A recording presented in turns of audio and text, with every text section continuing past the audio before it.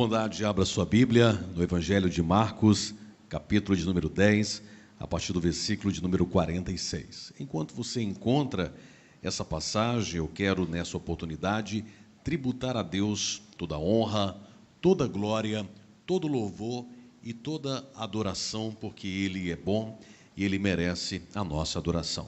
Quero também externar a minha alegria ao nosso querido pastor presidente Joanir de Moura. Como ele já disse, é o representante desta convenção junto ao Conselho Nacional da Juventude. Trago o abraço do nosso presidente, pastor José Wellington Neto, que é quem coordena esse trabalho, e hoje nós figuramos ali na qualidade de auxiliar, de vice-presidente do CNJ. Ao pastor local, primeiro vice-presidente, pastor Itemar Manzico, também o nosso abraço, a todo o corpo de obreiros, os pastores que já ministraram também nessa festividade, e ao coordenador da Umadecop, e a toda a sua diretoria, o pastor Luiz Francis, homem corajoso, né? Quase 10 dias de festa. Eita, povo abençoado. Deus abençoe, continue dando graça, sabedoria a todos vocês. Venho ali da cidade de Imperatriz, Maranhão, congrego com o pastor Raul Cavalcante Batista, sou casado com a missionária Elda e pai de uma linda menininha que ontem fez 6 anos de idade, a Estherzinha. E eu fico tão feliz, pastor Joanir, porque quando eu chego com a minha filha nos locais, as pessoas dizem, meu Deus, que criança linda, ela parece tanto com você. Aí eu fico feliz com esse trocadilho, entendeu? Mas ela é a cara da mãe. Uma alegria estar com a juventude hoje reunida. Tenho certeza absoluta que vocês, durante esses dias, têm sido alimentados de uma forma muito especial por um grupo de seleto pregadores que aqui tem sido boca profética de Deus, instrumento para transmitir a palavra do Senhor. Eu quero, de uma maneira bem simples, bem objetiva, trazer uma palavra do coração de Deus nessa manhã de avivamento, nessa manhã com Deus. O meu objetivo aqui não é impressioná-los com uma mensagem, mas, de alguma forma, despertar cada um dos jovens, e quando eu digo jovens, aquele de 0 a 100 anos de idade, a viver os sonhos de Deus, a sonhar e acreditar que o nosso Deus, Ele tem poder, Ele faz infinitamente mais do que nós pedimos ou pensamos. Quem crê nessa palavra, amém? A cura do cego de Jericó, Marcos capítulo 10, versículos 46 em diante. E nos diz assim: e foram para Jericó, quando Jesus saía de Jericó, juntamente com os discípulos e numerosa multidão. Bartimeu, um cego mendigo, filho de Timeu, estava sentado à beira do caminho, e ouvindo que era Jesus o Nazareno, começou a gritar, dizer: Jesus, filho de Davi, tenha misericórdia de mim. E muitos o repreendiam para que ele se calasse, mas ele gritava cada vez mais alto, dizendo: Filho de Davi, tenha misericórdia de mim. Jesus parou e disse: chamem o cego. Então chamaram o cego, dizendo-lhe: coragem, levanta-se, porque o mestre está chamando você. Atirando a capa para o lado, o cego levantou-se de um salto e foi até onde estava Jesus, o que lhe perguntou: o que você quer que eu te faça? E o cego respondeu: mestre, que eu possa ver de novo. Então Jesus lhe disse: vai, a tua fé te salvou. E imediatamente passou a ver e foi seguindo Jesus estrada fora. Por bondade, tomeis os seus assentos, redobre a sua atenção e vamos meditar nessa palavra. Queridos e queridas, quando nós observamos o ministério terreno de Jesus, nós vamos, através dos 4 evangelhos, perceber quantos milagres Jesus fizera aqui na terra. Ele deu vista aos cegos, ele levantou paralíticos, ressuscitou um morto, Lázaro, seu amigo, com já mais de 3 dias em estado de decomposição. Jesus também multiplicou pães e peixes, ele andou sobre o mar, ele transformou água e vinho. Estes são apenas alguns dos milagres que Jesus fizera. A Bíblia Sagrada, os Evangelhos, relatam cerca de 35 milagres no ministério terreno de Jesus. E alguém pode até se perguntar: será se Jesus, o autor da vida, o mestre por excelência, ele fizera só 35 milagres? Não seriam muito poucos?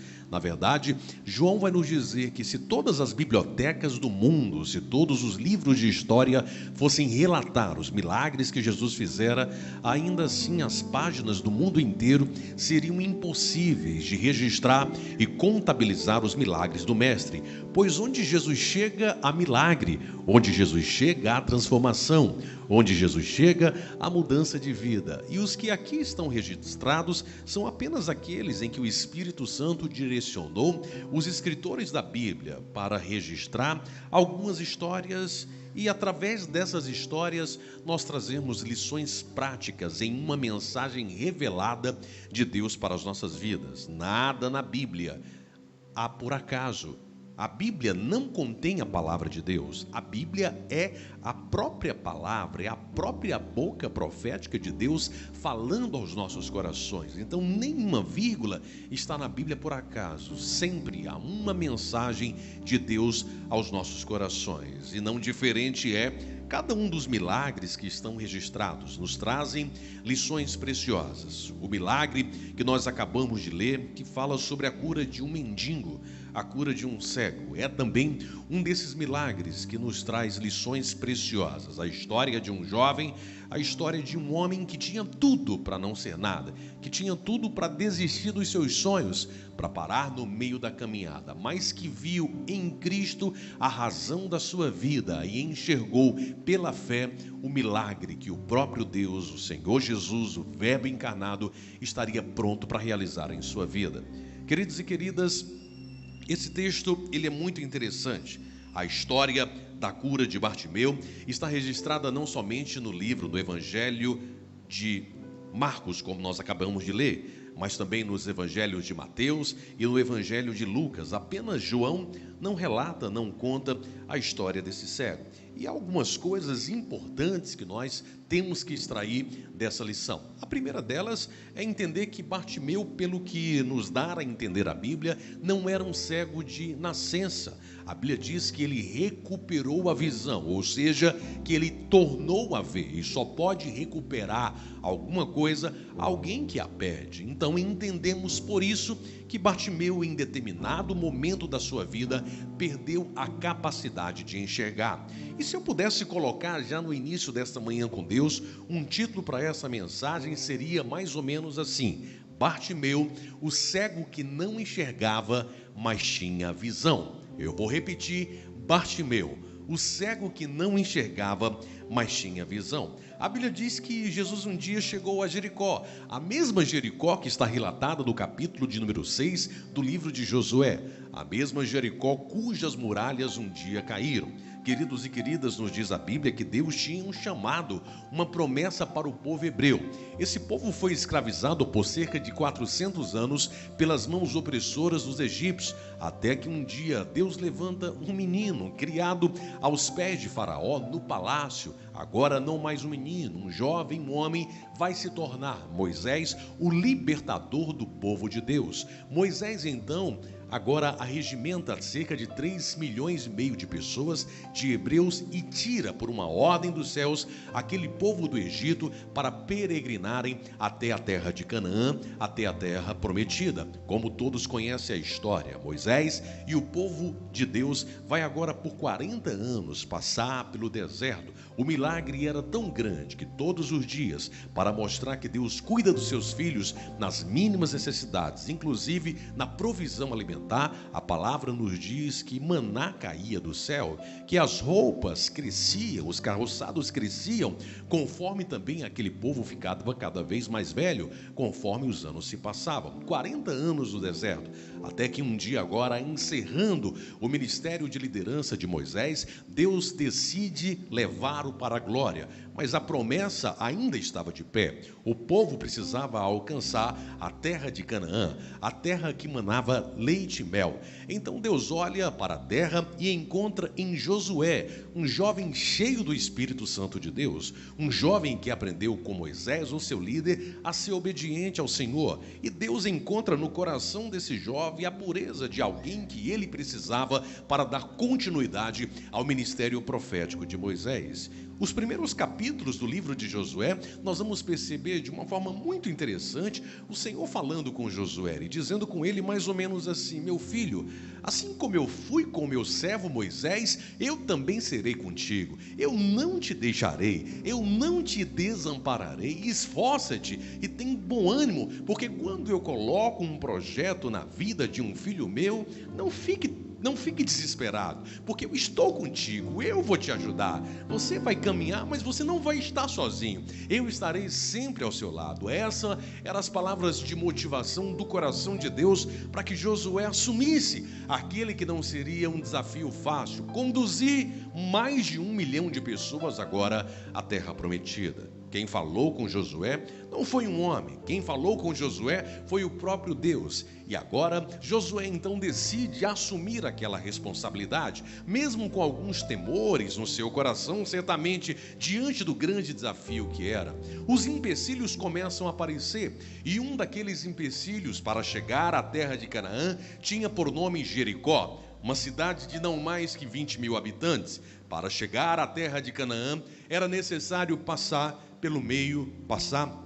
por dentro de Jericó. Imagine a notícia chegando aos governantes de Jericó que cerca de 1,5 milhão de hebreus agora precisam passar por aquela cidade. Certamente eles tiveram algum medo, algum pavor, e mandaram fechar as portas daquela cidade que era cercada por muros. Aqui ninguém entra, daqui ninguém sai. Mas Deus tinha uma promessa, e nada nem ninguém pode atrapalhar os planos e os projetos de Deus para a vida dos seus filhos. Então agora Deus dá uma ordem do céu a Josué e diz: Josué, por 7 dias dê 7 voltas ao redor de Jericó, e no 7º dia, na 7ª volta, libere um brado de vitória e as muralhas cairão. Então assim Deus entrega Jericó nas mãos de Josué. No 7º dia, na 7ª volta, Josué libera um brado de vitória e as muralhas caem ao chão. Gente, eu não sei cantar, mas eu vi pessoas aqui como a Fernanda, como a cantora que me antecedeu, e todos vocês, sei que vocês têm uma voz mais afinada do que eu, para cantar pelo menos. Mas quando eu era adolescente, e eu lembro que tinha um corinho muito interessante, se vocês conhecerem, me ajuda a cantar aí. Ele falava sobre as muralhas de Jericó, que disse: vem com Josué lutar em Jericó. Quem sabe? Jericó, Jericó. Vem com Josué lutar em Jericó e as muralhas ruirão. De novo, vai. Vem com Josué lutar em Jericó, Jericó, Jericó. Vem com Josué lutar em Jericó e as muralhas ruirão. Só esse pedacinho, tá bom? Diz a Bíblia Sagrada, queridos, no capítulo de número 6, que as muralhas já estavam no chão, o povo já poderia passar pelo meio de Jericó, mas agora Deus entrega Jericó e os seus habitantes nas mãos de Josué, e Deus dá uma ordem do céu para que matem todas as pessoas. Imaginem 20 mil habitantes de Jericó, homens, mulheres, crianças e todas as espécies de animais, todos mortos. Só a prostituta Raabe e a sua família foram salvas porque deram guarida aos espias hebreus. Imagine o derramamento, lamaçal de sangue que ficou sobre aquela cidade. Cidade esta que se colocou um dia como empecilho para que o povo de Deus alcançasse a promessa. No capítulo de número 6 e versículo de número 26, agora mais uma vez Deus dá uma ordem do céu para que queimem tudo em Jericó, não deixem nada sobre aquela cidade. Então tudo é destruído e apenas os utensílios de ouro, de prata e ferro são guardados para serem somados aos tesouros da casa de Deus. Jericó então agora recebe uma palavra de maldição de Josué. Josué diz mais ou menos assim: eu quero que arranquem a história dessa cidade do mapa. Nunca mais Jericó, que se colocou como tropeço, que se colocou como empecilho para os projetos de Deus acontecer, nunca mais essa cidade será lembrada. Ele lança portanto uma maldição sobre Jericó. Ele diz: ai daquele que um dia levantar novamente os muros de Jericó, pagará um preço muito grande grande, com a morte do seu primogênito, do seu filho mais velho. E aquele que colocar as portas sobre a cidade de Jericó novamente, também pagará um preço com a morte do seu filho agora, do seu caçula, do seu filho mais novo. 200 anos se passam, queridos, e diz a Bíblia que nos dias do rei Acabe, o pior rei da história de Israel, aquele que se casou com a perversa Jezabel, e o betelita, decide agora reedificar Jericó. Quando ele levanta os muros da cidade de Jericó, o seu filho mais velho, seu primogênito, Abirão, morre. Quando ele coloca as portas sobre a cidade de Jericó, Sagube, o seu filho mais novo, o seu caçula, morre, cumprindo assim as palavras de Josué, o profeta, filho de Num. Queridos e queridas, Jericó ficou conhecida como uma cidade amaldiçoada. E só mora em uma cidade amaldiçoada quem não tem onde morar. Só mora em uma cidade amaldiçoada quem não tem para onde ir. Jericó passou a ser habitada por pessoas doentes, por leprosos, por cancerosos, por pessoas feridas da alma, por pessoas deprimidas. Jericó passou a ser agora a cidade dos miseráveis, a cidade dos perdidos. Só tinha pessoas doentes em Jericó, e nenhum dos profetas tivera a coragem de desfazer a maldição que um dia o profeta Josué lançou sobre aquela cidade. Nem Daniel, nem Elias, nem Naum, nenhum dos profetas, nem mesmo Joel se sentia com autoridade profética maior do que Josué para desfazer aquela palavra de maldição que havia sido lançada sobre aquela cidade. Precisaria vir alguém maior do que Josué para poder trazer novamente essa cidade ao mapa da Bíblia. E só existiria um que poderia fazer isso: o nosso amado e querido Mestre Jesus Cristo de Nazaré. Só ele poderia novamente reinserir a cidade de Jericó no mapa da Bíblia Sagrada. Marcos capítulo de número 10, versículo de número 46. Agora Jericó volta para o mapa da Bíblia Sagrada, e diz a Bíblia que Jesus está passando em Jericó, e quando ali ele passa, certamente muitos milagres acontecem. E quando ele está saindo da cidade, à beira do caminho está ali um cego, está ali um mendigo, um homem depressivo, alguém em que a sociedade, as pessoas olharam para ele e as viram como margem da sociedade, alguém que era totalmente desacreditado. Mas ali estava um homem, e aquele homem clama por Jesus de Nazaré. Jesus entra em uma cidade que só tem pessoas doentes, que só tem miseráveis, que só tem pessoas enfermas, na cidade amaldiçoada de Jericó. E por que citar somente a cura desse homem? Citar somente a cura de Bartimeu? Queridos e queridas que aqui me ouvem, uma das coisas interessantes que nós precisamos analisar nesse texto é que Bartimeu não era o seu nome. Na verdade, o prefixo bar no hebraico significa filho, ou seja, Bartimeu era o filho de Timeu. Ele tinha um nome próprio. Quem sabe Paulo, João, Fernando, mas as pessoas não o conheciam pelo seu nome. As pessoas o conheciam pela sua paternidade, por de quem ele era filho. Portanto, Bartimeu era o filho de Timeu. Assim ele era conhecido. E quem seria esse Timeu? Quem seria o pai desse mendigo? Quem seria o pai desse cego? Certamente, para ser conhecido pelo seu pai, o seu pai era um homem muito conhecido naquela região. A Bíblia Sagrada não nos dá muitas pistas de quem era Timeu. Alguns historiadores vão dizer e especular que muito provavelmente Timeu foi um aposentado, alguém que trabalhou ali no exército de Israel como general por muitos anos, que construiu muitas propriedades, que se tornou alguém muito rico, alguém muito querido, muito quisto ali naquela região de Betel. Mas, queridos e queridas, antes de Jesus nascer, antes de Jesus vir à terra, a história vai nos dizer que Roma invade Israel, e então o imperador manda confiscar todos os bens dos israelitas. Para se ter qualquer coisa ali, agora era obrigado a pagar impostos. Muita gente não concorda com essa história, e uma dessas pessoas certamente que não concorda é esse general, é esse homem chamado Timeu.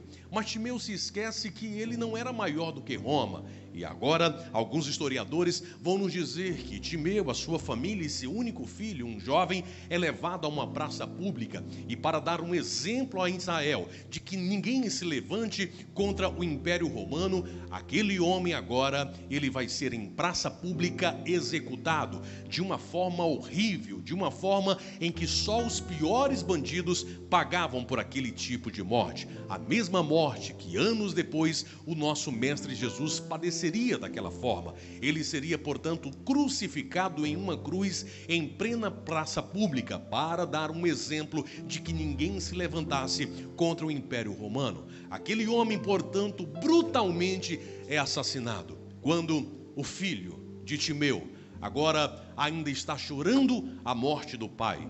De repente, dizem alguns historiadores que um dos generais ou um dos soldados de Roma leva o garoto até o meio da praça, pega-lhe um punhal e arranca os seus 2 olhos. O menino que tinha tudo agora passa a não ter nada. O menino ainda estava chorando a morte do pai quando tem os seus 2 olhos arrancados. Dão a ele uma capa. Aquela capa era uma autorização de Roma para que ele pudesse pedir esmolas. Aquela capa significava algo mais ou menos assim: você não serve mais para estar no nosso meio, você já não tem mais família, o seu pai já morreu, você não é ninguém, você não tem importância mais para a sociedade. Olha só o que o seu pai fez, seu pai se levantou contra nós tiramos de você a vista para que você também sirva como exemplo de que ninguém se levante contra nós.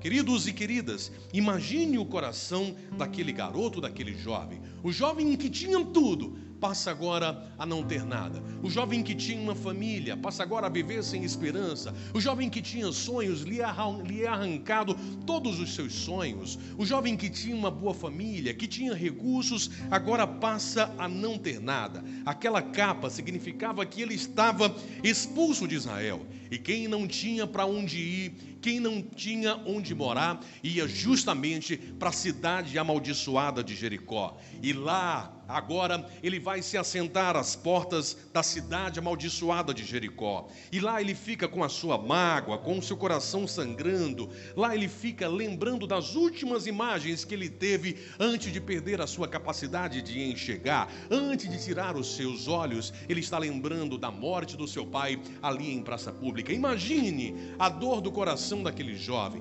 Imagine quantos pensamentos de morte. Imagine quantas desilusões no seu coração. Certamente no seu ouvido uma voz dizia: acabou, não tem mais chance para você, o inimigo colocou um ponto final, não há mais história, você está esquecido, acabou os seus sonhos, acabou a sua esperança. Mas é justamente nesse momento, quando as esperanças se esvaem, é justamente nesse momento, quando nós olhamos para um lado e para o outro e não vemos mais esperança e não vemos mais saída, é justamente nesse momento que Cristo, a nossa vida, entra na nossa história, que Cristo, a nossa vida, muda o nosso caminho. Ele restaura os anos que foram consumidos pelo gafanhoto. Ele muda a nossa história, Ele muda a nossa vida, Ele devolve a nossa esperança. É justamente nesse momento que Cristo, autor da vida, olha para nós e diz: só eu é quem coloca um ponto final, e na tua vida ainda não há um ponto final. O que eu vou fazer na tua vida está apenas começando. A vontade de Deus é perfeita, a vontade de Deus é agradável, a vontade de Deus, os planos dele são muito maiores do que nós podemos pensar, são muito maiores do que nós podemos imaginar. Queridos e queridas, jovens que aqui me ouvem, você não é obra do acaso. Você não está aqui simplesmente por causa de uma relação sexual dos seus pais. Essa, é claro, foi a maneira pela qual você veio a essa terra. Mas a Bíblia Sagrada, no livro do profeta Jeremias, capítulo de número 1, vai nos dizer assim: antes de você nascer, diz o Senhor, eu te conheci, já sabia o teu nome. Antes de você sair da madre, eu já te santifiquei. Você não é alguém que nasceu por acaso. Você é alguém que foi sonhado pelos céus. Você é alguém que foi plantado nessa terra para desenvolver um projeto, para desenvolver um ministério. Cada Cada um de nós temos um valor extraordinário para Deus. Não importa se você, como eu, como o Franz, como os pastores, são pessoas que usam de um púlpito de uma igreja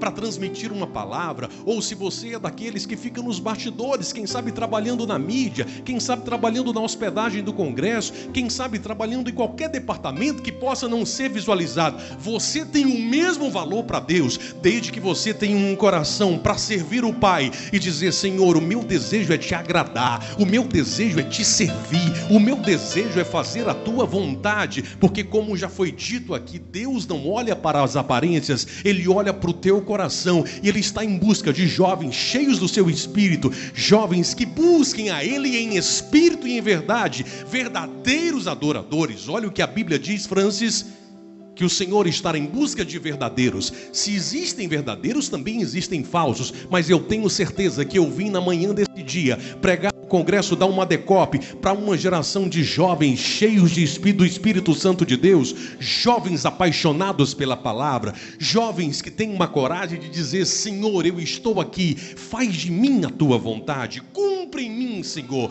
os teus propósitos. Aleluia, aleluia, aleluia. Quantas vezes, pastores, nós passamos por momentos difíceis em nossas vidas? Quantas vezes a depressão ela quer nos assolar? Quantas vezes as amarguras das dificuldades da nossa vida tentam parar a nossa caminhada? Quando nós olhamos para a Bíblia Sagrada, nós vamos perceber uma história, ou a história de inúmeros homens que também foram forjados nas tribulações, nas dificuldades. O próprio salmista Davi, ele começa os salmos com lamentação, mas ele termina com louvor. Ele vai dizer em muitas vezes assim: porque estás abatido a minha alma. Ele está falando dele mesmo, mas ao mesmo tempo que ele está falando de uma alma abatida, ele está falando também assim: mas espera no Senhor, confia nele, porque Ele é o socorro da sua vida.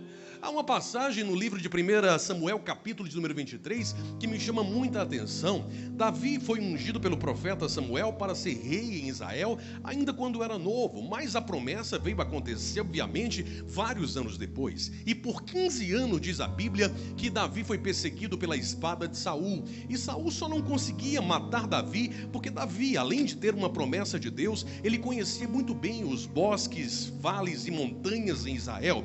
Um dia agora, para destruir a sua vida, para destruir o seu chamado, destruir o seu ministério, Saul arregimenta 3.000 homens de guerra. Não eram homens quaisquer, eram seus 3.000 melhores guerreiros.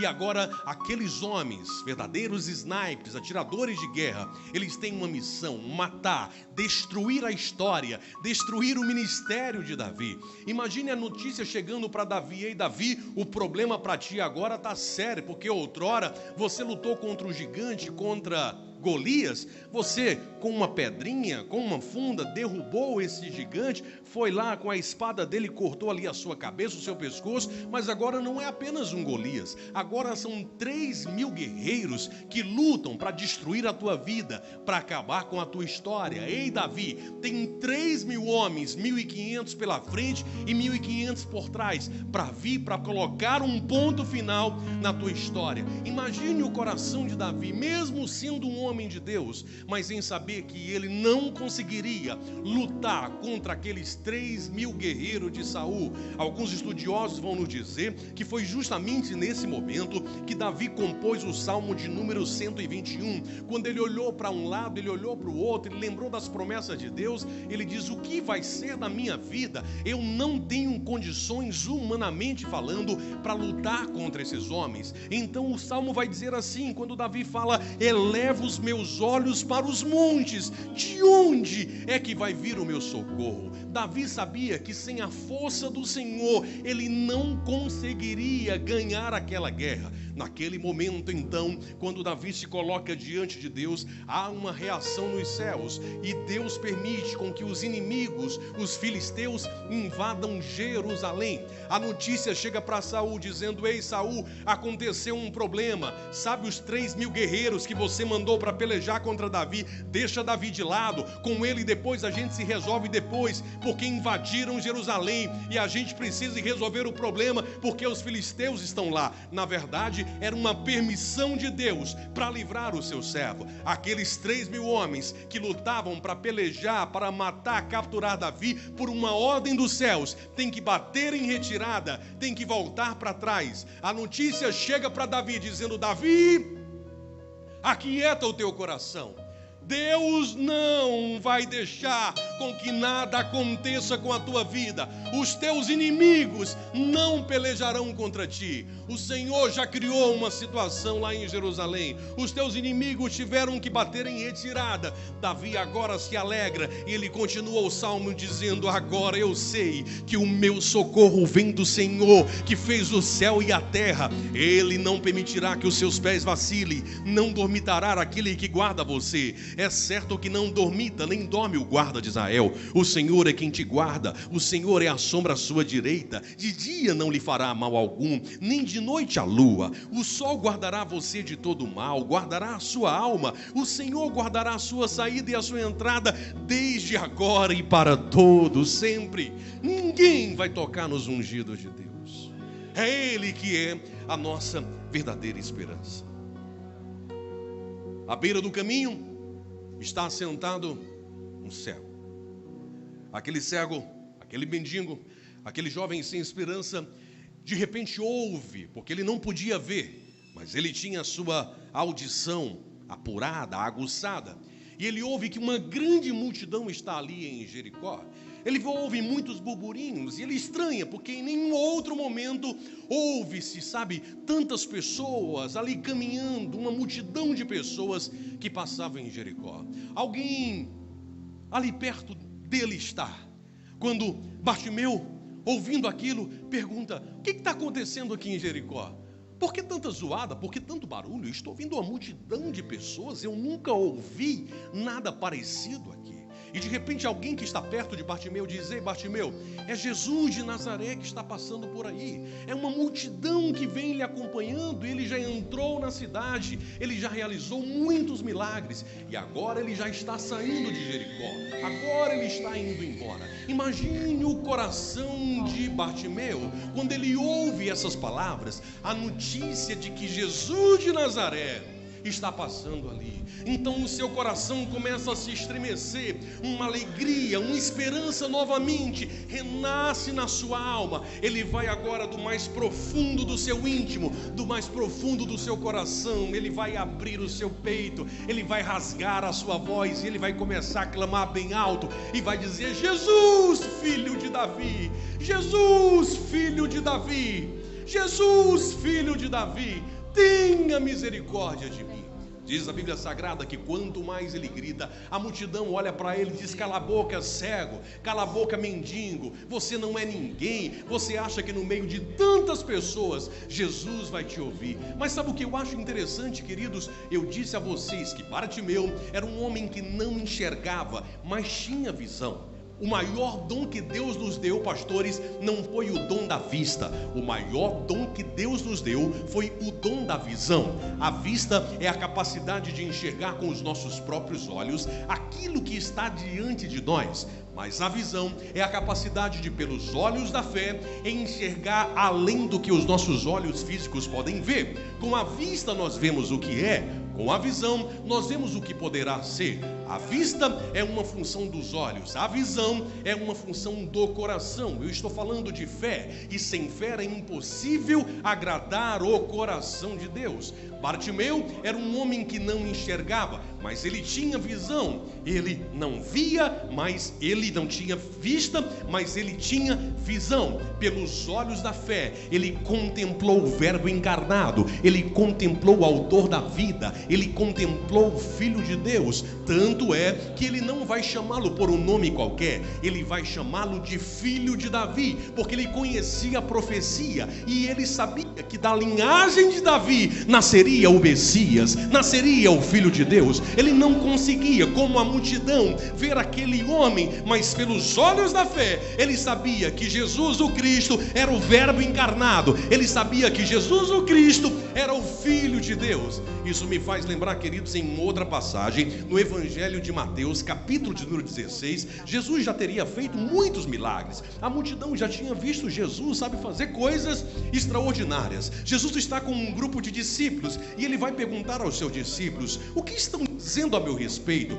Quem eles dizem que eu sou? Alguns vão dizer, segundo discípulos, que Jesus era Jeremias. Outros diziam que Jesus era João Batista. Outros diziam que Jesus era Elias. Outros diziam que Jesus era alguns dos profetas. A resposta de Pedro nós já sabemos, quando Pedro vai dizer: tu és o Cristo, o Filho do Deus vivo. Mas eu não quero colocar aqui em xeque a resposta de Pedro. Eu quero colocar a multidão que, mesmo caminhando, mesmo vendo Jesus, não entendia de verdade quem era Jesus. Uma multidão que enxergava, uma multidão que via. De um outro lado, nós temos um homem que não enxergava, um homem que não via, mas que dentro dele, ele sabia que aquele homem não era Elias, ele sabia que aquele homem não era Jeremias, ele sabia que aquele homem não era João Batista, ele sabia que aquele homem não era um dos profetas, ele sabia que aquele homem era o filho de Davi, era Jesus de Nazaré, era o Filho de Deus. Então ele diz: hoje é o dia do meu milagre. Alguns historiadores, queridos e queridas, vão dizer que aquela foi a única vez que Jesus passou em Jericó. Ele era um homem de oportunidades. Ele sabia que aquela era a única oportunidade dele, e que se ele não tivesse clamado, chamado a atenção do mestre, ele morreria como um cego. Mas em vez de apenas lamentar, em vez de pedir apenas esmolas, ele disse: a partir de hoje eu não vou mais me lamentar da vida, a partir de hoje eu não vou mais pedir esmolas, a partir de agora eu vou chamar a atenção do mestre, porque hoje é o dia da minha mudança, hoje é o dia do meu milagre. Quanto mais ele gritava, a multidão dizia: se cale, cego, para, cego. Quantas vezes, queridos, no meio da nossa história, a multidão quer nos parar? Quantas vezes, jovens, diante dos sonhos que Deus coloca no nosso coração, sempre aparece alguém para tentar puxar o nosso tapete, para olhar para nós e para dizer: quem é você? Olha a família que você tem, olha de onde você vem. Alguém que aponta o dedinho para o teu nariz e diz: você não vai chegar em lugar algum, você é um improvável. Mas eu quero dizer para você na manhã de hoje, que se tem uma coisa que Jesus gosta, é de trabalhar com os improváveis. Se tem uma coisa que Jesus gosta, é de pegar aquele que a sociedade diz que não vai dar em nada, e Jesus transforma a vida dele e mostra para as pessoas que ele é aquele que pode fazer infinitamente mais do que nós pedimos ou pensamos. Quantas vezes no meio da minha caminhada, um jovem que tem 41 anos de idade, que nunca soube o que era conhecer o mundo, porque na sua adolescência fez um pacto com Deus de viver em santidade. Quantas vezes olharam para mim e disseram: você não vai chegar em lugar algum. Quantas vezes, diante dos sonhos que Deus me deu, alguém disse: é melhor você parar, porque para ti não há saída, para ti não há escapatória. Às vezes olham para nós nos grandes púlpitos, nos congressos, acham muito bonito isso, mas não sabem a nossa história, não sabem que por trás de um grande homem de Deus sempre existe uma história de lágrimas, sempre existe uma história de dores, sempre existe um preço a pagar. Muitas vezes você quer ocupar uma posição porque acha bonito, mas você não sabe o preço que se tem para chegar àquela posição que Deus te colocou. A minha vida nunca foi fácil. Eu disse no começo dessa mensagem que o meu objetivo aqui não era impressionar vocês com um belo sermão, porque vocês têm tido a oportunidade de ouvir os melhores sermãos com um grupo dos melhores pregadores do Brasil.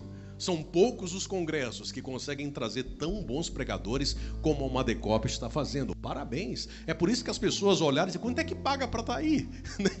Porque fazer um trabalho desse com um grupo de pregadores, de cantores que Deus tem usado no Brasil e sem cobrar nada, é só Jesus dando muita graça para a liderança. Parabéns, França, para você, para toda a sua equipe por esse trabalho tão extraordinário. Mas eu disse para vocês na manhã de hoje que o meu único objetivo, o meu único desejo aqui era tentar pelo menos ativar o seu coração, despertar você a voltar a sonhar, entender os planos de Deus.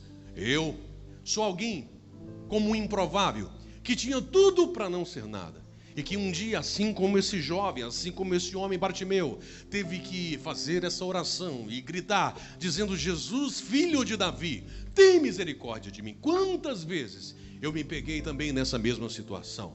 A minha vida, queridos e queridas, nunca foi fácil. desde a minha tenra idade, eu tive perdas irreparáveis na minha história. Uma delas foi quando aos 2 anos de idade eu perdi o meu pai assassinado. Ele foi morto com uma bala na cabeça pelo seu próprio sócio, amando dele por questões de dinheiro. Foram encontrar o meu pai 3 dias depois, já no porta-mala de um carro em estado de decomposição. Eu nunca soube o que era um pai. Eu lembro que na minha infância, mamãe dizia para mim assim: meu filho, seu pai está no céu. E aí eu não sabia muito esse negócio de céu. E de repente eu lembro que 4 aninhos, 5 aninhos de idade, passava um avião, eu pegava um cabo de vassoura, eu apontava para o avião e eu dizia assim: papai, desce daí do avião, papai, porque eu quero te conhecer, eu estou com saudade de você. Eu só tinha 2 anos de idade. Eu nem lembro como era meu pai, mas eu sentia o desejo de ter um pai. Chegava no dia dos pais, eu via os meus amigos escrevendo cartas para os seus pais. Eu não tinha para quem escrever uma carta de amor ou receber uma lembrança do meu pai. Eu disse: meu Deus, eu não tenho um pai. São as lembranças da minha infância, dos meus 4 para 5 anos de idade.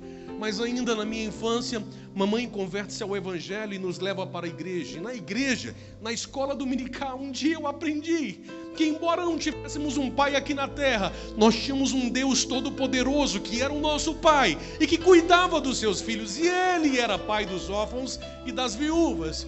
E foi ainda na infância que eu me apaixonei por esse Deus. Eu não podia escrever uma carta para um pai aqui na terra, então eu pegava um papel e eu começava a escrever para o Deus do céu. Mas eu não chamava ele de Deus do céu, eu chamava ele de querido papai. Era assim que eu tratava. E foi na minha infância que eu comecei a ter os maiores sonhos, as maiores revelações da minha vida. Deus começou a falar comigo de uma forma extraordinária, ainda quando eu era um jovenzinho. Com 11 anos de idade, nasceu no meu coração um desejo. Eu ia para os congressos e o meu desejo era falar em línguas estranhas. Eu ficava rouco, gritando glória, glória, glória, e nada acontecia. Um dia eu estava em casa, uma moça chamada Francisca foi trabalhar como secretária do lar. Ela aceitou Jesus, com 3 meses de convertida, Jesus batizou ela. Eu disse: aí não, Jesus, eu estou na fila primeiro. Irmãos, eu não aceitei aquilo. Não que eu tivesse com raiva porque ela tinha sido batizada, mas eu disse: Senhor, eu estou aqui há tempo, Senhor, faz também. Eu era um garotinho de 11 anos, mas eu queria muito ser batizado. E eu lembro como hoje, uma quarta-feira, um grupo de irmãs do ciclo de oração foram orar lá na casa de vovó, onde eu morava. Eram 8 horas, 9 horas da noite. E eu disse: irmãs, vocês vão orar aqui? Eu disse: bom, vocês podem orar por mim? Ela disse: posso. O que você quer, meu filho? Eu quero que Jesus me batize. E eu não vou esperar o congresso chegar, não. Jesus vai me batizar hoje, aqui dentro da minha casa. Elas começaram a orar. Era 9 horas da noite. E eu, glória, glória, glória, glória, e nada acontecia. E as horas foram se passando e nada acontecia. Era meia-noite, as irmãs já com sono, querendo dormir. Eu disse: daqui eu não saio, daqui ninguém me tira, enquanto Jesus, o batizador, não mandar o Santo Espírito dele para me batizar. E eu vou falar em línguas estranhas hoje.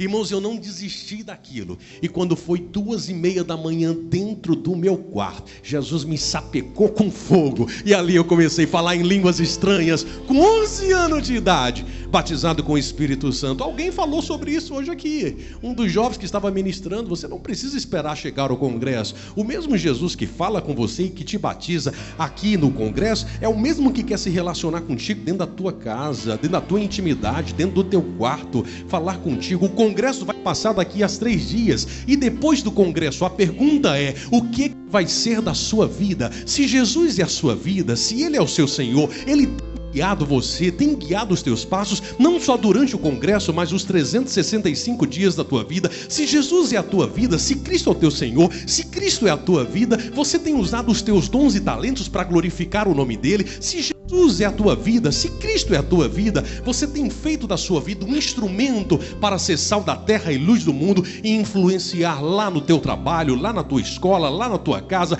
e ser um agente de Deus na terra. Os anos se passam. Um dia, eu, meus irmãos e minha mãe fomos enviados para o campo missionário. para trabalhar numa cidade chamada Divinópolis, Minas Gerais. Você deve conhecer, né? Divinópolis, o ano de 1995 para 96. Eu era só um adolescente com 14 para 15 anos de idade.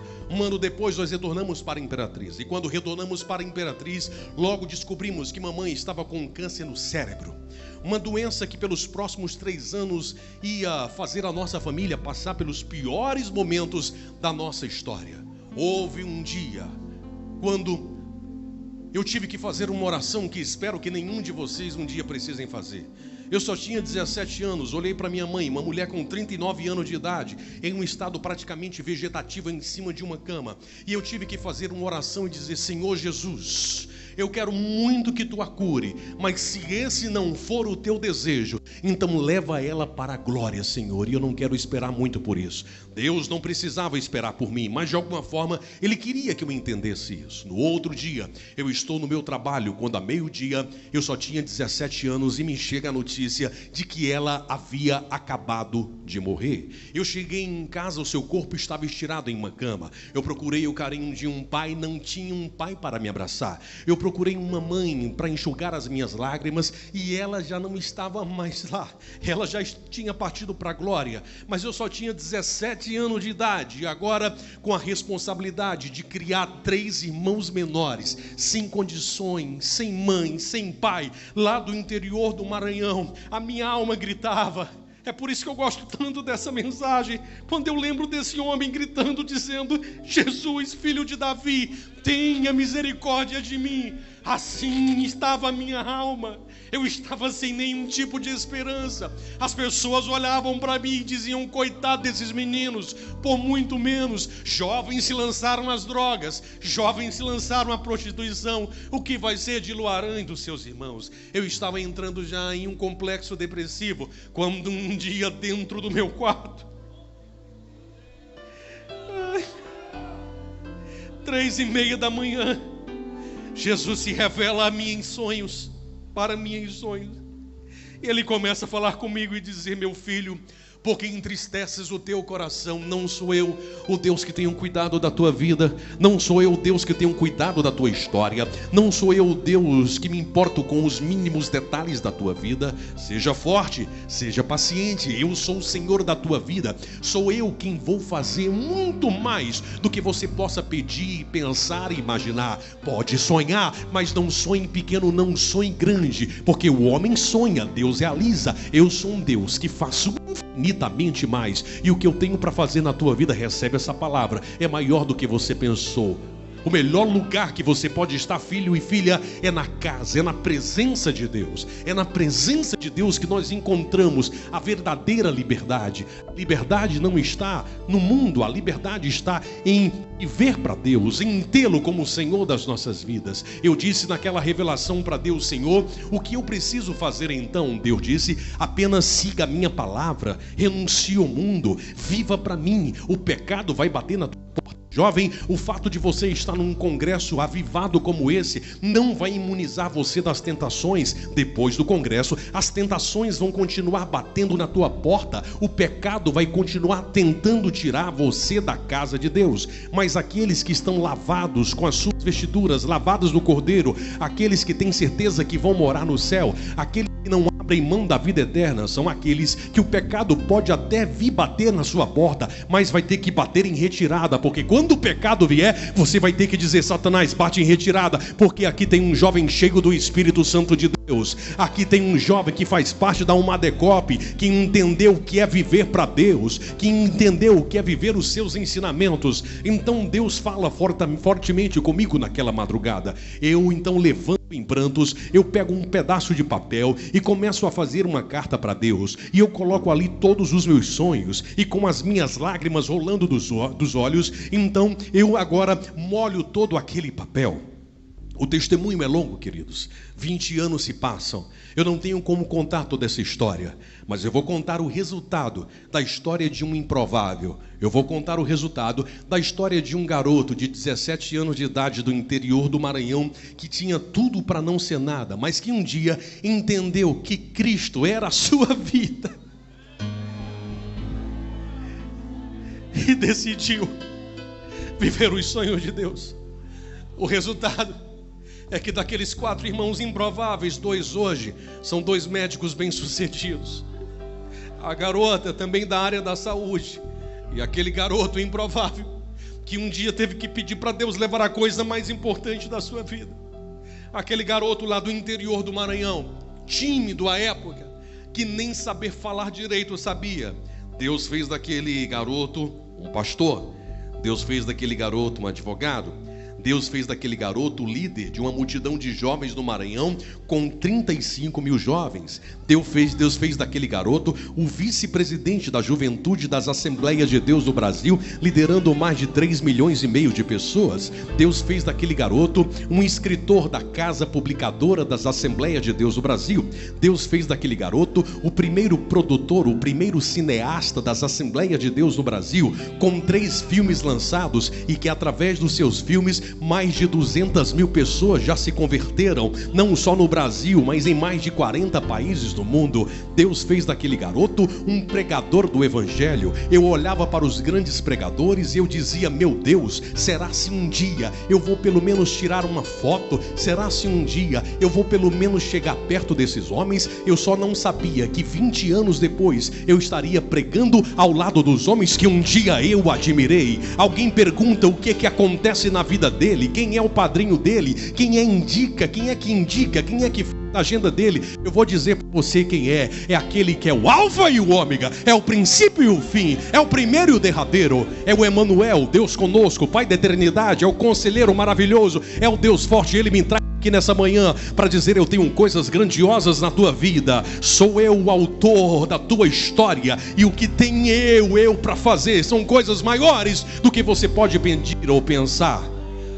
Eu tinha tudo para não ser nada, e nem nos meus maiores sonhos um dia eu poderia pensar que estaria pregando em congressos como o Madarcop e tantos outros congressos onde eu tenho pregado pelo Brasil. Eu não estou falando isso para contar nenhum tipo de vaidade, eu não estou falando isso para dizer que eu prego em igreja A, que eu prego em igreja B, esqueça isso. Eu estou aqui como testemunho vivo para dizer que vale a pena viver para Deus. Eu estou aqui para, como testemunho vivo, dizer que vale a pena viver os sonhos de Deus. E eu venho aqui nessa manhã pentecostal, nessa manhã com Deus, desafiar você, jovem: volte a sonhar, volte a sonhar, volte a sonhar. Não deixe que a multidão aponte o dedo para você e diz que você não vai chegar lá. Acredite, acredite, porque você tem um Deus que é especialista em fazer aquilo que o homem não pode fazer. Você tem um Deus que é especialista em mudar histórias, em mudar caminhos. Você tem um Deus que é especialista em fazer o impossível acontecer. E Ele está aqui nesta manhã. Jesus, filho de Davi, tenha misericórdia de mim. Jesus, filho de Davi, muda a minha história. Jesus, filho de Davi, arranca essa depressão. Jesus, filho de Davi, tira esse complexo de inferioridade da minha alma. Jesus, filho de Davi, arranca essa mágoa de alguém que um dia lançou sobre a minha vida e eu nunca consegui perdoar. Jesus, filho de Davi, tira de mim essa dor, tira de mim essa amargura. Quem sabe na manhã de hoje eu esteja falando para alguns jovens que, assim como esse jovem, como Bartimeu, também estejam com esse mesmo sentimento. Jovens, quem sabe, que já passou o primeiro, o segundo, o terceiro, o quarto dia, viu um movimento do céu acontecendo aqui, mas a sua alma ainda está abatida. Você ainda não conseguiu abrir a sua boca e dar um glória a Deus de verdade. Eu não estou falando glória a Deus quando o pregador prega, quando o pregador manda levantar a mão, ou quando o pregador manda você abrir a boca. Eu estou falando aquilo que vem mais do íntimo, do coração. É o desejo de conhecer a Deus, é desse aleluia, é desse glória a Deus, é dessa intimidade que eu estou falando. Quantas vezes diante dos nossos sonhos querem nos parar? E sabe, queridos e queridas, o que mais nos dói é que muitas vezes isso vem de pessoas que tanto amamos, pessoas que estão ao nosso lado, pessoas que muitas vezes fazem parte da nossa família, fazem parte às vezes da nossa própria igreja, fazem parte do nosso grupo de trabalho. E palavras são lançadas para nos desestimular. Mas Bartimeu é daqueles que não para de gritar. Ele conhece Jeremias 33:3, que diz assim: clama a mim e responder-te-ei, e anunciar-te-ei coisas grandes e firmes que não sabes. Eu já quero começar para andar para a conclusão dessa ministração.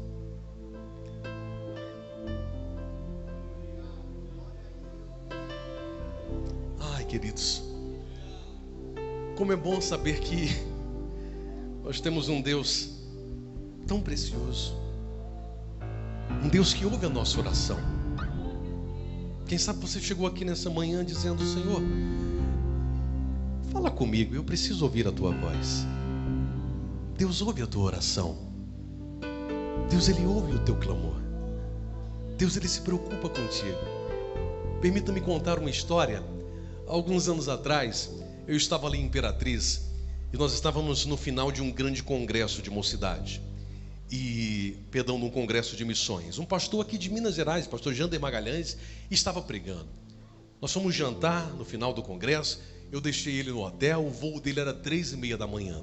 De repente, eu saio do hotel, então eu estou indo para casa e o meu carro, havia um sinaleiro, o sinal estava vermelho, eu parei o meu carro, do lado havia uma farmácia aberta e um garotinho de 11 anos de idade bate na porta do meu carro e ele diz: ô tio, você pode me dar um dinheiro?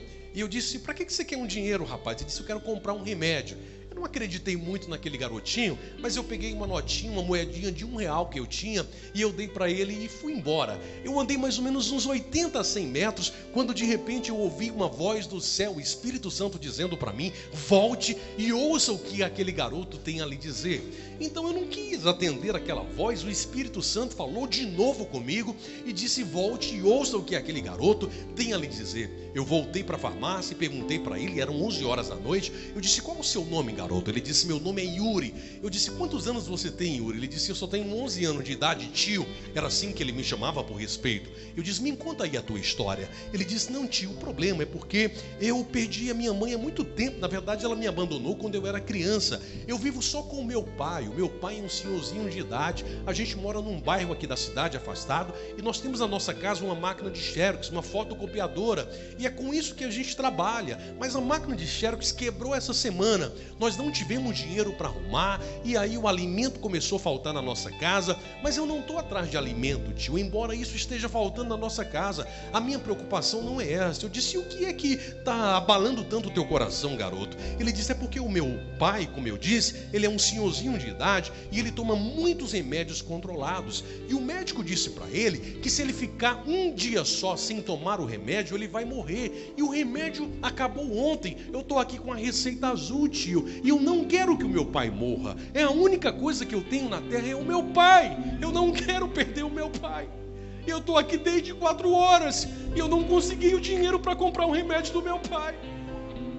Mas estou aqui, ele doeu meu coração. Eu disse: filho, quanto é que você tem aí? Ele disse: eu tenho R$6. Eu disse: meu Deus, esse remédio deve ser uns 15 ou 20 reais. Eu vou comprar o remédio para esse garoto, levar para o pai dele. Cheguei na balconista, eu disse: minha senhora, quanto é que custa esse remédio? Ô irmão, para que eu fui fazer aquela pergunta? Ela disse: é 250. Eu disse: Jesus, não é comigo não essa história, porque nem dinheiro eu tenho. Jesus disse: você não tem dinheiro, mas você tem um cartão de crédito e você vai comprar o remédio que esse garoto precisa para levar para o pai dele. Irmão, você tem que obedecer. Deus falou. Era o único dinheiro que eu tinha na conta. E eu tive que passar o cartão de crédito para comprar um remédio de R$250 para o pai daquele garoto. Mas aí, naquele ímpeto de pregador, eu disse: eu vou dar um remédio para o pai desse garoto, mas antes eu vou pregar para ele. Esse garoto vai ter um encontro com Cristo hoje. Eu vou ganhar esse garoto para Jesus, pastor Joaninho. E depois eu vou lá comprar um remédio para o pai dele e vou deixar ele em casa. Mas essa alma eu não perco. Eu sentei na calçada, lembro como hoje. Eu disse: Yuri, eu tenho uma boa notícia para te dizer. Ele disse: qual é, tio? Eu disse: eu vou comprar o remédio do seu pai. Ele deu um pulo e disse: é verdade, tio? Você não está mentindo para mim? Você vai, eu não vou perder o meu pai? Você vai comprar o remédio dele? Eu disse: vou, Yuri. Mas antes de comprar o remédio para o seu pai, eu quero falar um negócio com você muito sério. Então eu abri a Bíblia, eu dentro de mim dizendo: eu vou ganhar ele para Jesus. Eu disse: Yuri, Algum dia alguém já pregou a palavra de Deus para você. Algum dia você já pisou em uma igreja evangélica. Ele disse: ô tio, que pergunta mais boba é essa que você está me dizendo? Se Jesus é o meu melhor amigo, eu sou crente da Assembleia de Deus, o meu pai é o porteiro e é o presbítero da igreja.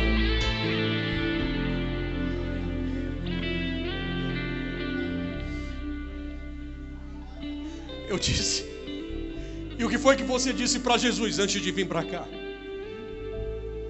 Ele disse mais ou menos assim: Jesus, eu só tenho 11 aninhos de idade, mas tu és a minha vida, tu és a minha esperança, tu és em quem eu confio. O meu pai precisa de um milagre. Eu não tenho dinheiro nem para pegar um ônibus para ir para o centro, muito menos para comprar um remédio que eu não sei quanto custa, mas eu sei que não é barato. Mas eu só vou voltar para casa depois que tu levantar um filho teu nessa cidade para providenciar o milagre que o meu pai precisa. Clama a mim, responder-te-ei e anunciar-te-ei coisas grandes e firmes que não sabe. Ele ouve o teu clamor, ele ouve a tua oração. De repente, Jesus para no meio da multidão. Jesus ouve o clamor de Bartimeu e diz: tragam Bartimeu até mim.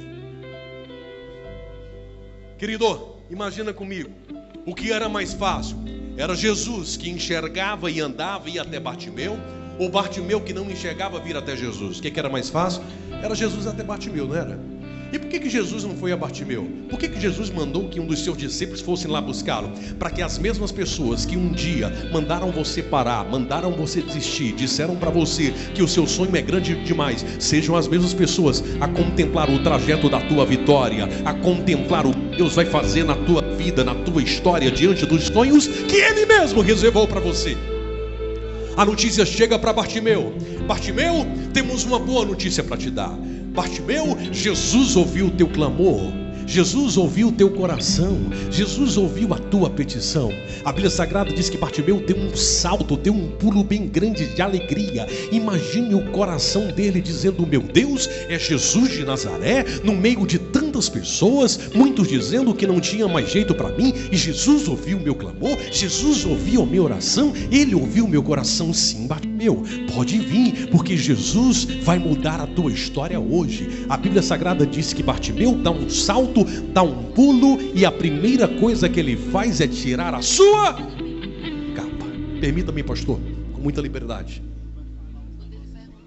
E lançando de si a sua capa. Deixa comigo aqui um pouquinho. E lançando de si a sua capa. Ô irmão, se você soubesse a representação que essa capa tinha na vida de Bartimeu e tem nas nossas vidas. A capa que ele ganhou quando arrancaram os seus olhos. A capa que ele ganhou quando tiraram a esperança do seu coração. A capa que servia como cobertor nas noites de inverno. A capa que servia como travesseiro nas noites de verão. A capa que representava toda a dor, toda a depressão, toda a bagagem, toda a história de uma vida de muitas amarguras, de uma vida de muitos questionamentos, de uma vida de muitos pensamentos suicidas. A capa que representava todas as suas dores. Mas a Bíblia Sagrada diz que quando Bartimeu ouviu dizer que Jesus estava o chamando, a primeira coisa que ele fez foi lançar de si a sua capa. Ele disse: eu não posso ter uma história com Cristo, o autor da minha vida, levando comigo toda essa bagagem de dores, levando comigo todo o meu passado, levando comigo todas essas coisas que amarguram o meu coração. Sabe de uma coisa, queridos? Tem muita gente que vem aqui no altar entregar a sua vida para Jesus, que tomam a sua decisão, mas parece que nada acontece em sua vida. Eles não conseguem sentir uma alegria de verdade. Sabe por quê? Porque quem sabe um dia até vieram aqui na frente, até receberam uma oração de confissão, mas esqueceram de deixar para trás a sua capa. Quem sabe essa capa hoje, ai meu Deus, eu vou falar, quem sabe essa capa hoje represente uma dor que esteja abalando o teu coração por muitos anos. Quem sabe essa capa represente um abuso que você sofreu na infância. Quem sabe essa capa represente uma mágoa de uma palavra que foi lançada pelo teu pai, pela tua mãe, por um tio, ou por alguém que você tanto amava, que você nunca conseguiu ficar longe dessa mágoa, isso tem impedido de você ter um relacionamento maior com Deus. Quem sabe essa capa represente um pecado que você pensa que ninguém está vendo, mas Jesus está vendo, e não tem pecadinho nem pecadão. Jesus te chama para ser santo, e sem santificação ninguém verá Deus. Quem sabe essa capa represente a pornografia, represente a masturbação, represente um namoro impuro, represente um adultério, represente qualquer coisa que está te afastando de Deus. O que você está disposto nessa manhã a deixar para trás, a largar, para ter um encontro verdadeiro com Jesus, para mergulhar em águas profundas, para viver o sobrenatural de Deus, para entender o que de verdade Ele tem para realizar na sua vida? Bartimeu teve a coragem de deixar tudo para trás, para ter uma história nova com Jesus. E agora, para a gente finalizar, cadê a Fernanda? Já prepara aí, minha filha, que eu vou precisar de você. Vem cá, 2 jovens, pode ser aqui o Francis e o colega dele aqui do lado. Olha que coisa linda, olha que coisa extraordinária. Vamos pensar nessa história há mais de 2000 anos atrás. Comece a imaginar a cena, aquela multidão que dizia para Bartimeu que as coisas não iam dar certo. Agora tem que ver o milagre de Deus acontecer na vida de Bartimeu. Chega para cá, Francis. Chega para cá o meu querido amigo, qual é o nome dele? Felipe. Imagine a cena. Imagine que Francis agora é Jesus, tá? Imagine que Felipe, não, que o Felipe é Bartimeu. A alegria de Bartimeu diante de Jesus. E Jesus ouve a oração daquele homem e vai fazer uma pergunta. Bartimeu, o que queres que eu te faça? A pergunta de Jesus é muito objetiva. A resposta de Bartimeu está na Bíblia. Ela é muito objetiva, muito direta. Mas permita-me conjecturar e permita-me pensar. Porque embora o texto bíblico, aqui eu não estou querendo colocar outras palavras a mais na Bíblia, embora o texto bíblico seja muito objetivo em dizer, Senhor, que eu veja novamente, eu imagino que dentro do coração de Bartimeu, dentro da sua alma, se ele pudesse se expressar cantando, ele cantaria para Jesus assim, ó.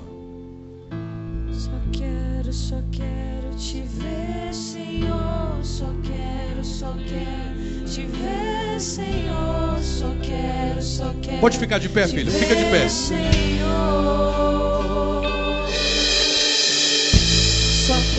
Só quero te ver, Senhor. Só quero. Você pode cantar isso junto? Ver, Senhor. Só quero te ver, Senhor. Pode repetir essa parte, você vai cantar junto. Só quero te ver, Senhor. Só quero te ver, Senhor. Só quero te ver, Senhor. Mais uma vez. Só quero te ver, Senhor. Só quero te ver, Senhor. Só quero te ver, Senhor. Alguém pode pensar, segura, que o maior milagre de Bartimeu era voltar a enxergar. Mas o maior milagre de Bartimeu não era simplesmente voltar a enxergar. Bartimeu sabia que aquele que estava vindo com a multidão não era Jeremias, não era Elias, não era João Batista, não era nenhum dos profetas. Ele sabia que aquele homem era o Filho de Deus, tanto que ele chama de Filho de Davi. O maior milagre de Bartimeu era poder ver Jesus. Então dentro dele ele estava dizendo, Senhor, nem que seja por um minuto só, abre os meus olhos para que eu possa ter a oportunidade de dizer que eu vi com os meus olhos o Filho de Deus, o Messias prometido. Jesus vê o coração de Bartimeu. E Jesus vai dizer assim para Bartimeu: Bartimeu, eu ouvi a tua oração. Eu chego hoje com um milagre na tua vida. Vai, a tua fé te salvou. Bartimeu tem os olhos abertos. Quem é a primeira pessoa que ele vê na sua frente? Quem é a primeira pessoa que ele vê na sua frente? Quem é a primeira pessoa que ele vê na sua frente? Jesus. Cristo, a sua vida. Ele se admira com a beleza do Mestre e ele vai cantar assim para Jesus, ó. Lindo, lindo, lindo és. Glória, glória eu te dou. Bartimeu, dá um abraço em Jesus, Bartimeu. Dá um abraço em Jesus. Jesus. Lindo, lindo, lindo és. Glória, glória eu te dou. Jesus. Jesus.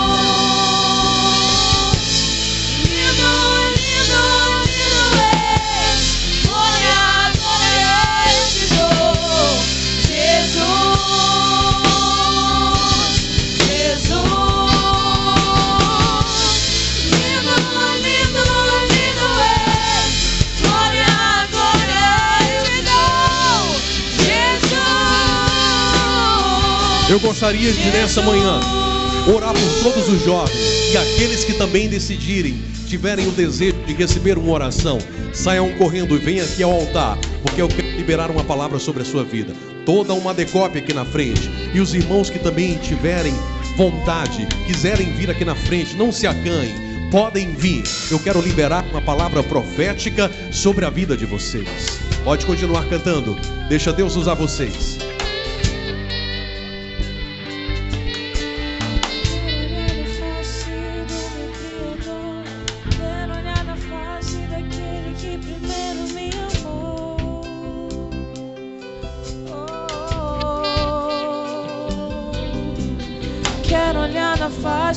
Do meu Criador. Você pode adorar a Deus na manhã de hoje. Que primeiro me amou. Você que está aí atrás, se quiser vir aqui para frente, fica à vontade, pode vir também. Sim, eu quero olhar na face do meu Criador. Quero olhar na face daquele. E vai adorando, vai abrindo a sua boca. Chame a atenção do Mestre na manhã de hoje. Enquanto você adora, Ele pode te batizar com o Espírito Santo na manhã de hoje. Enquanto você adora, Ele arranca a tua depressão. Enquanto você adora, Ele limpa a tua alma. Enquanto você adora, Ele entra na tua Jericó e muda a tua história e te dá visão do céu e restaura os teus sonhos. Enquanto você adora Ele, Ele muda o teu caminho nessa manhã.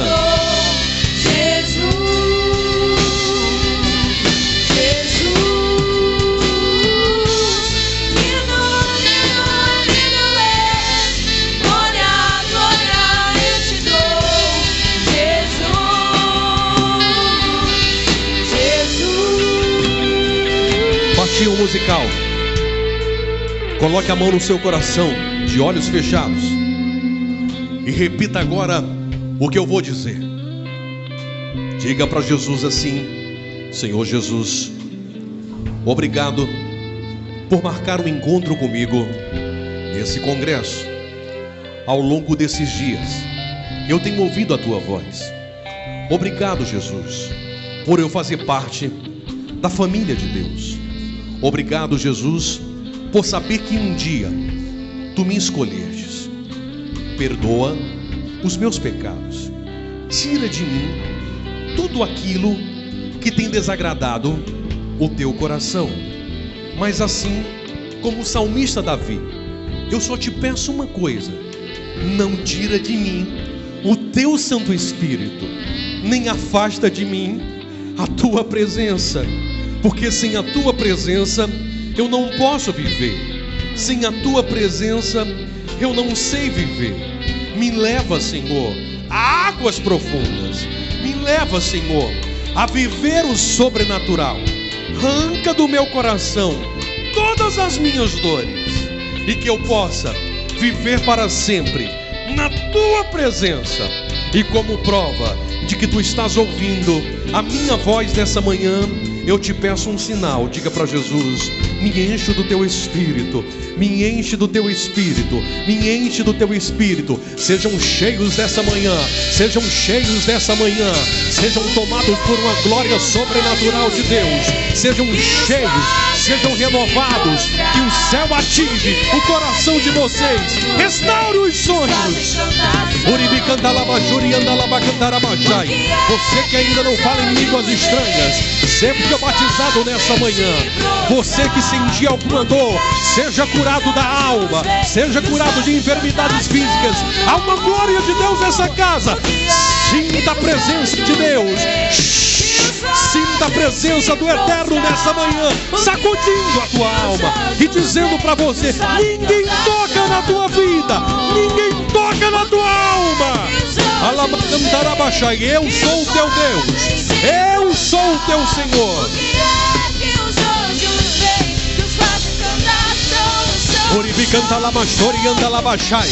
Eu quero ouvir as línguas estranhas essa manhã. Eu quero ouvir o ambiente do céu nessa manhã. Eu digo 1 em nome do Pai. Eu digo 2 em nome do Filho. Eu digo 3 em nome do Espírito Santo de Deus. Que haja um ambiente do céu.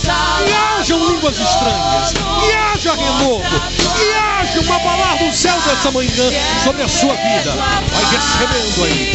Uribicanta lá, machuri andalai. Uribicanta lá, machuri andalai.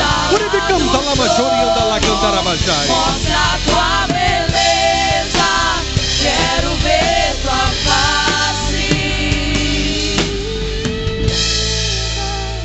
A sala do trono. Urianda lama, cutiribi canta lama, chorianda lá. Vai recebendo o toque do Espírito Santo de Deus aí. Vai recebendo o toque do Espírito Santo de Deus. Ai na machorianda lá, cantará machuribicanta. E nos últimos dias, diz o Senhor, derramarei do meu espírito sobre toda a carne. Vossos filhos e vossas filhas profetizarão. Vossos velhos terão sonhos. Vossos jovens terão visões. E até sobre os meus servos, sobre a minha casa, sobre essa igreja, nessa manhã, eu desço com a minha glória, com o meu espírito, e os encho com a minha glória, com o meu espírito. Sejam cheios, mas que gostariam de hoje receberem o selo da promessa e serem batizados com o Espírito Santo. Os demais podem ficar aqui. Apenas os que não são batizados e que gostariam de hoje serem cheios do Espírito Santo, serem batizados, eu quero que você venha aqui para frente. Eu quero liberar uma palavra sobre a sua vida. Amém?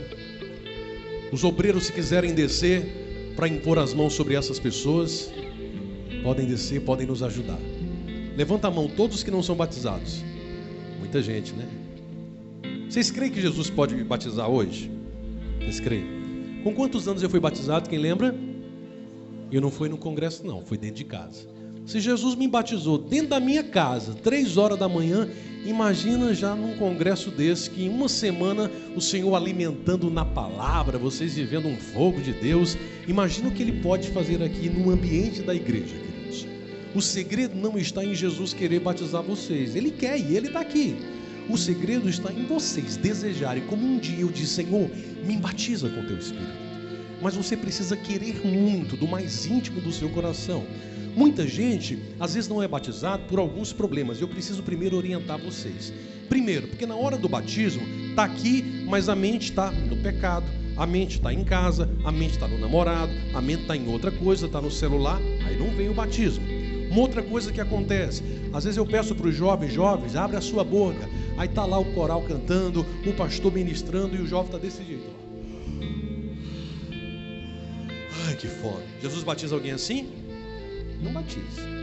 Não é que ele não pode batizar, é que ele está vendo que você não tem interesse nenhum, não é verdade, pastor? Então tem que ter um desejo do seu coração. Terceiro ponto. Você precisa abrir a sua boca. Se você não sabe dizer mais nada, eu lembro que quando eu fui batizado, não tem uma fórmula mágica. Você pode ser batizado de qualquer forma. Mas eu lembro que eu era criança e eu dizia glória, glória, glória, aleluia, aleluia, aleluia, santo. Você vai chamar a atenção, vai falar alguma coisa.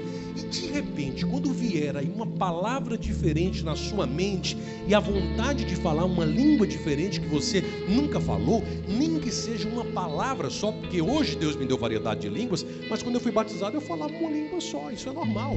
Às vezes não é preciso você falar 1 milhão de línguas estranhas, não. Às vezes é uma palavra, você é batizado com uma palavra só e depois Deus te dá variedade. Então, quando vier aquilo, sabe, não é que vai desaparecer a terra, desaparecer o céu, não, você vai estar consciente, mas vai vir a vontade, vai vir uma nova língua no seu pensamento e você tem que abrir a boca e você tem que falar. Ah, mas e se eu estiver arremedando alguém? Ah, mas se não for de Deus, for do diabo? Irmão, você acha que o diabo está aqui? Num ambiente de glória desse, você acha que o diabo está aqui? Não está. Está entendendo? Eu preciso trazer essas instruções, porque muitas vezes eu vou em congresso e eu vejo muito jovem que deixa de ser batizado por causa de outras distrações. Então a gente hoje tem que ensinar para o povo, né, pastor? Como buscar. É claro que não é uma fórmula. Eu não estou dizendo que Jesus vai batizar todos. Ele pode fazer isso. Mas não é o muito eu gritar. Não é o gritar fogo, fogo, fogo, fogo, fogo, que o fogo vai cair. Não é verdade, pastor? Porque quem batiza não sou eu. Então não crie expectativa no pastor Luaran. Não ache que é um louvor pentecostal que vai batizar vocês. É entre você e Deus. Eu só vou liberar uma palavra.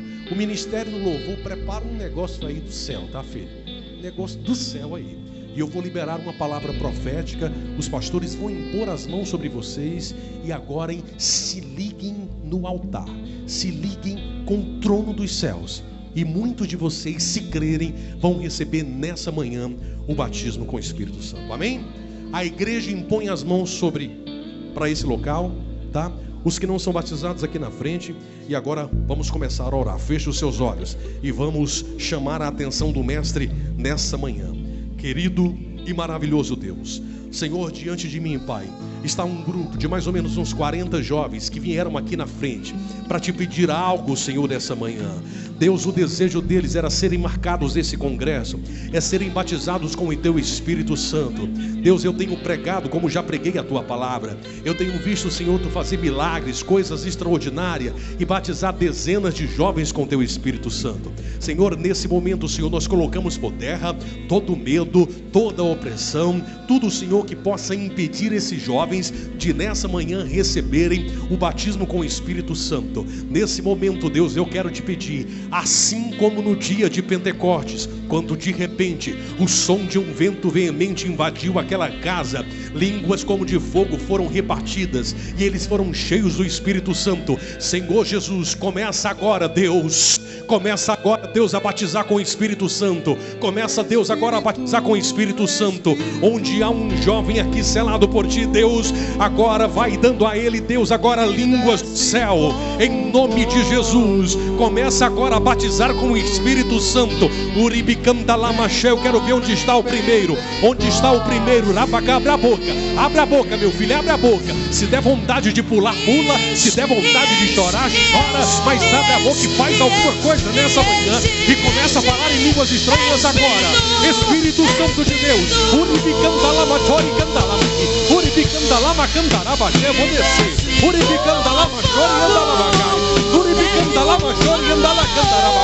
Sejam batizados, sejam cheios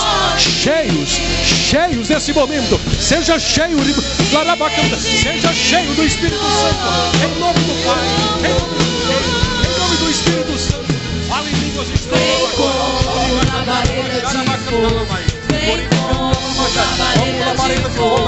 E pousa sobre cada um de nós. E pousa sobre cada um de nós. Vem como labareda de fogo. Vem como labareda de fogo. E pousa sobre cada um de nós. E pousa sobre cada um de nós. Vem como labareda de fogo. Vem como labareda de fogo. E pousa sobre cada um de nós. E pousa sobre cada um de nós. Vem como labareda de fogo. Vem como labareda de fogo. E pousa sobre cada um de nós. E pousa sobre cada um de nós. Vem com teu fogo, vem acende a chama. Sopra o teu vento, vem nos inflama. Aqui estamos, Senhor. Aqui estamos, Senhor. Vem com teu fogo, vem acende a chama. Sopra o teu vento, vem nos inflama. Aqui estamos, Senhor. Aqui estamos, Senhor. Vem como labareda de fogo. Vem como labareda de fogo. E pousa sobre cada um de nós. E pousa sobre cada um de nós. Vem como labareda de fogo. Vem como labareda de fogo. E pousa sobre cada um de nós. E pousa sobre cada um de nós.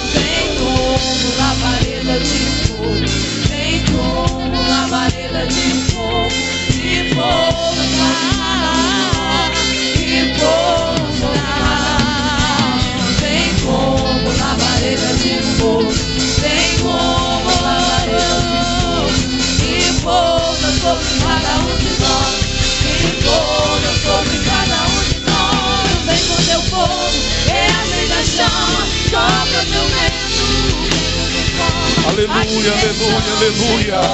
Batiza Jesus. Batiza Jesus.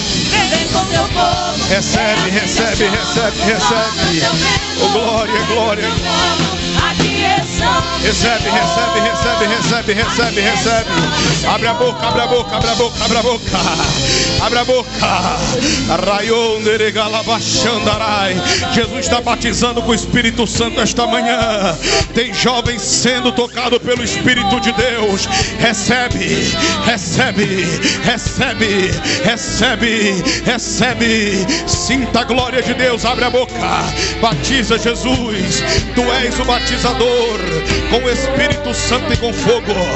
Queima, queima, queima, queima, queima, queima, queima. Enche Jesus cada jovem, enche Jesus cada um dos teus filhos que nesta manhã estão clamando e estão pedindo. Ó Senhor da glória, cumpra esta promessa sobre esta geração e derrama, Senhor, a tua glória, o teu azeite sobre cada vaso que está te adorando neste momento. Oh Espírito Santo, concede línguas estranhas agora sobre a mente de cada um desses jovens. Enche eles, Senhor, enche eles, Senhor. Sinta a glória de Deus. Receba o batismo com o Espírito Santo e com fogo. Seja tocado pelo Espírito de Deus agora. Oh, aleluia!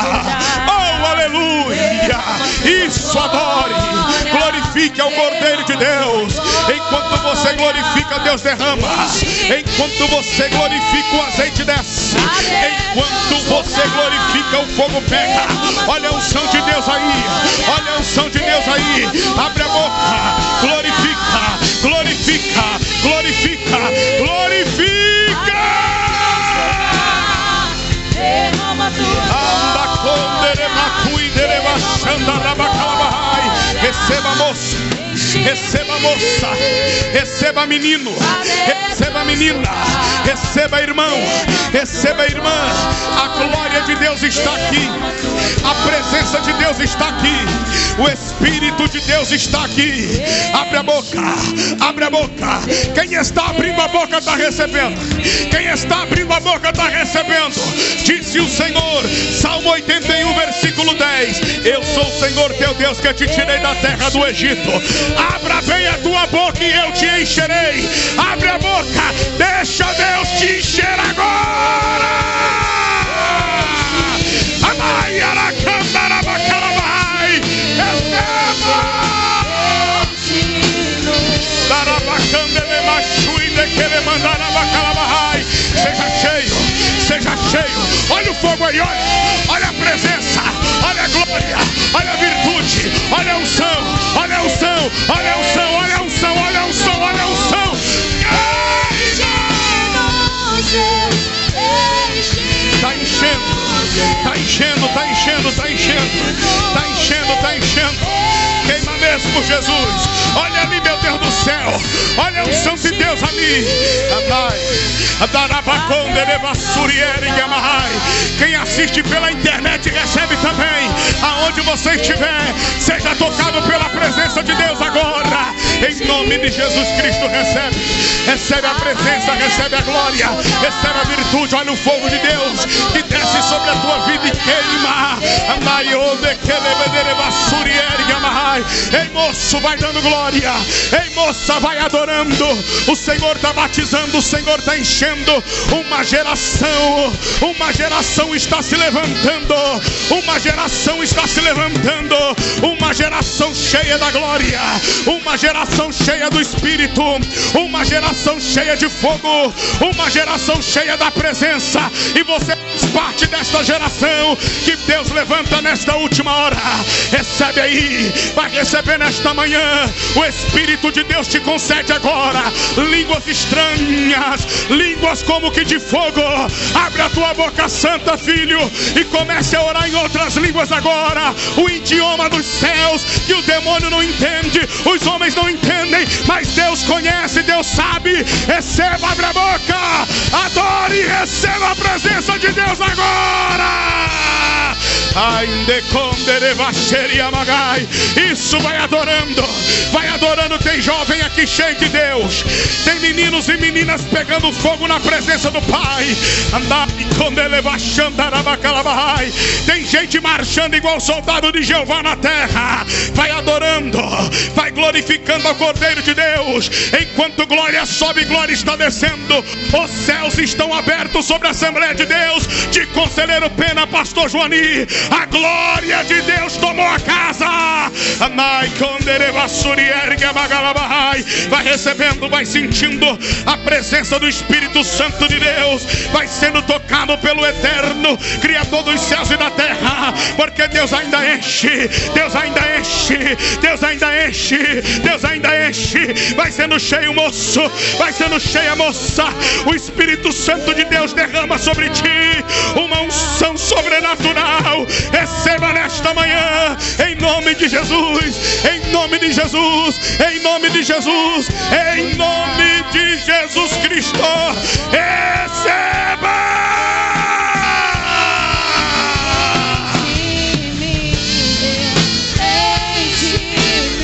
Aleluia, receba, receba, receba. Adore a Deus, receba, receba, receba. Ele está quebrantando corações. Ele está trabalhando aqui nessa manhã. Aleluia. Grita, enche-me, grita. Vai gritando, enche-me. Receba a graça de Deus. Receba a unção de Deus. Receba, receba, receba. Receba, receba, receba. Ele está enchendo o seu coração, a sua alma, a sua vida. Receba em nome de Jesus. Receba em nome de Jesus. Receba em nome de Jesus. Receba em nome de Jesus. Toda casa enche-se de Para nós terminarmos, eu quero pedir algo. Moças com moças, rapazes com rapazes, se juntem aí de 2 ou 3 e comecem agora a orar uns pelos outros nesse momento. Você que está mais quente aí, filho, com esse fogo do céu, começa a transmitir um pouquinho dessa brasa ardente aí para essa outra pessoa. Eu estou sentindo que Jesus ainda quer batizar jovens com o Espírito Santo, mas ainda tem muita gente com a mente bloqueada aqui. Oribicandalama choricandalabachai. Abre a sua boca e comece agora a orar uns pelos outros e vai ministrando uns sobre os outros nessa manhã. Eu sinto uma glória de Deus amanhã de hoje. Deus marcou essa manhã para tocar na vida de jovens. Deus marcou essa manhã para curar feridas do coração. Deus marcou essa manhã para restaurar sonhos. Deus marcou essa manhã para mudar histórias. Em nome do Senhor Jesus. Em nome do Senhor Jesus. Em nome do Senhor Jesus. Estejam cheios. Vem como labareda de fogo. Vem como labareda de fogo. Vem como labareda de fogo. Senhor, incende esse lugar. Vem como labareda de fogo, Deus, e toma conta desse lugar. Vem como labareda de fogo, Deus. Uribicanta labachai. Nuribicanta lamachori canta lamachou. Uribicanta tupiricanta lamachori andalai. Abre a boca em nome do Senhor Jesus. Nuribicanta lamachori canto de biricanta. Sejam cheios da glória de Deus. Sejam cheios do poder de Deus. Receba a autoridade do céu. Receba o poder do céu. Receba o fogo do céu nessa manhã. E sejam cheios, cheios, cheios, cheios, cheios, cheios da glória de Deus. Assim como em Atos 2, assim como no dia do Pentecoste, Deus, vem Espírito Santo de Deus e toca essas vidas nesse lugar. Que haja, Deus, um repartir da tua glória sobre a vida de cada um dos adolescentes, sobre a vida de cada um dos jovens. Cheios, cheios, cheios, cheios da glória, cheios da presença, cheios da Shekinah de Deus, em nome do Senhor Jesus.